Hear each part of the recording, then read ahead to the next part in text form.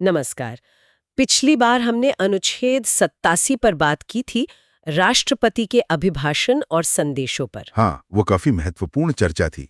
बिल्कुल। आज हम संविधान के एक और कह सकते हैं दिलचस्प पहलू को समझने की कोशिश करेंगे, अनुच्छेद 88। अनुच्छेद 88। हाँ, ये मंत्रियों और महान्यायवादी के अधिकारों से जुड़ा है संसद के सदनों में। सही कहा। कभी आपने सोचा है कि मान लीजिए कोई मंत्री लोकसभा का सदस्य है, पर राज्यसभा में कोई जरूरी बहस चल रही हो, तो वो वहां जाके बोल कैसे सकता है?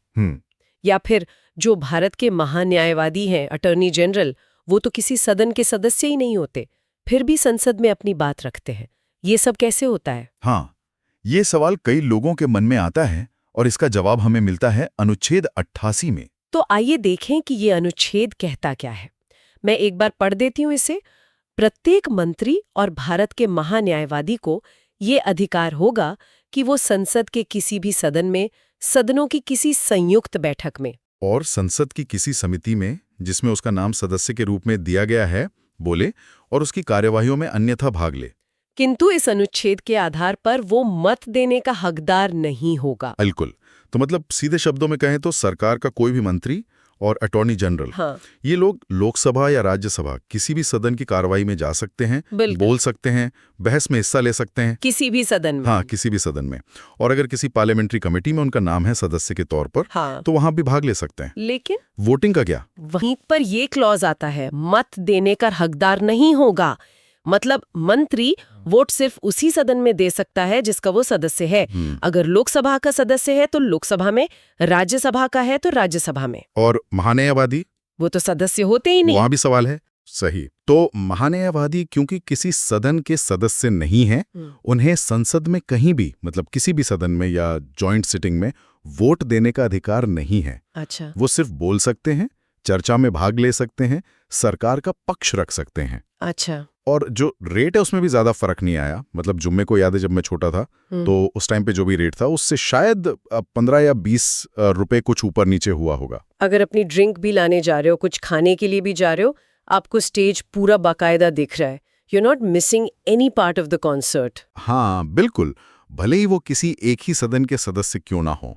मान लीजिए कोई जरूरी बिल लोकसभा में आया, लेकिन संबंधित मंत्री राज्यसभा से हैं, तो वो लोकसभा में जाकर बिल के बारे में बता सकते हैं, सवालों के जवाब दे सकते हैं। इससे क्या होता है? इससे पारदर्शिता बढ़ती होगी और शायद समन्वय भी। बिल्कुल। इससे संसदीय प्रक्रिया में बेहतर तालमेल बनता है, पारदर्शिता बढ़ती है और सरकार सिर्फ अपने सदन के प्रति नहीं बल्कि पूरे संसद के प्रति, यानी लोकसभा और राज्यसभा दोनों के प्रति जवाबदेह महसूस करती है। ये तो वाकई दिलचस्प बात है। तो ये जो विचार है ये आया कहाँ से? मतलब क्या हमारे संविधान बनाने वालों ने कहीं और से प्रेरणा ली थी इसके लिए? हाँ बिल्कुल। डॉक्टर बाबा साहेब आम्बेडकर और जो संविधान सभा के दूसरे सदस्य थे, उन्होंने दुनिया भर के संविधानों का अध्ययन किया था, खासकर ब्रिटिश संसदीय प्रणाली का। अच्छा, ब्रिटेन में भी ऐसा कुछ है? हाँ, वहां भी ऐसी व्यवस्था है कि मंत्री दोनों सदनों में बोल सकते हैं। तो हमारे यहाँ इसे अपनाने का एक बड़ा कारण यही था कि जो कार्यपालिका है यानी सरकार, वो विधायिका यानी संसद के प्रति सामूहिक रूप से जिम्मेदार रहे। सामूहिक जिम्मेदारी। हाँ, और ये प्रावधान सुनिश्चित करता है कि सरकार की आवाज संसद के दोनों मंचों पर सुनी जाए, उस पर ठीक से बहस हो सके। लेकिन ये तो हुई सिद्धांत की बात। आज के समय में क्या ये अनुच्छेद उतना ही प्रासंगिक है, उतना ही महत्वपूर्ण है? मेरे ख्याल से तो आज ये शायद पहले से भी ज्यादा महत्वपूर्ण हो गया है। आप देखिए, आजकल गठबंधन सरकारों का दौर है। हाँ, वो तो है। ये कई बार ऐसा होता है कि अहम मंत्रालयों के मंत्री अलग अलग सदनों से होते हैं। जैसे मान लीजिए वित्त मंत्री राज्यसभा से हैं, लेकिन बजट पर जो मुख्य बहस होती है वो लोकसभा में होती है। हाँ, सही बात है। तो अनुच्छेद 88 उन्हें ये ताकत देता है कि वो लोकसभा में जाकर बजट पेश कर सकें, उस पर हुई बहस का जवाब दे सकें, सरकार का पक्ष रख सकें। इसके बिना तो काम करना बहुत मुश्किल हो जाएगा। और क्या अदालतों ने भी इस पर कुछ कहा है? मतलब सुप्रीम कोर्ट ने? हाँ, सुप्रीम कोर्ट ने भी समय समय पर इस प्रावधान की जो संवैधानिक अहमियत है उसको माना है और बरकरार रखा है।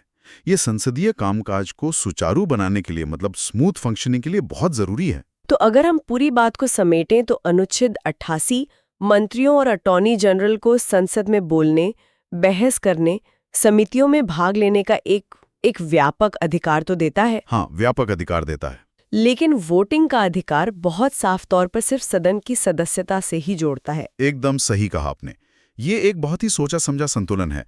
देखिए, एक तरफ सरकार को अपनी बात कहने के लिए पूरा संसदीय मंच मिल रहा है, वहीं दूसरी तरफ हर सदन की अपनी एक पहचान है, अपनी संरचना है, और जो उसके सदस्य हैं उनके वोटिंग अधिकारों का पूरा सम्मान भी किया जा रहा है। ये दिखाता है कि कैसे संविधान ने जवाबदेही और सदन की जो अपनी स्वायत्तता है, दोनों को बराबर महत्व दिया।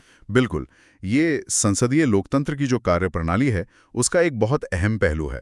दिखाता है कि नियमों के जरिए कैसे संवाद और जवाबदेही दोनों को एक साथ साधा जा सकता है। इस पूरी बातचीत से ये बात तो एकदम साफ हो जाती है कि हमारा संविधान सरकार और संसद के बीच कितना स्पष्ट और कितना प्रैक्टिकल रिश्ता बनाता है, और ये किसी भी लोकतंत्र के लिए बहुत जरूरी है। हाँ, ये बुनियाद है। और संसद की बनावट और उसके कामकाज को समझने की हमारी ये यात्रा तो खैर जारी रहेगी।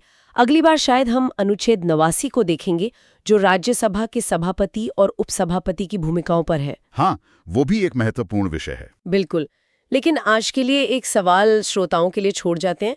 ये जो सदनों में बोलने और वोट देने के अधिकार का बंटवारा है अनुच्छेद 58 में, क्या ये हमेशा इतना कारगर रहता है, या कभी-कभी इससे कुछ जटिलताएं, कुछ कॉम्प्लिकेशंस भी पैदा होती हैं? सोचने वाली बात है ना? सोचने वाली बात तो है।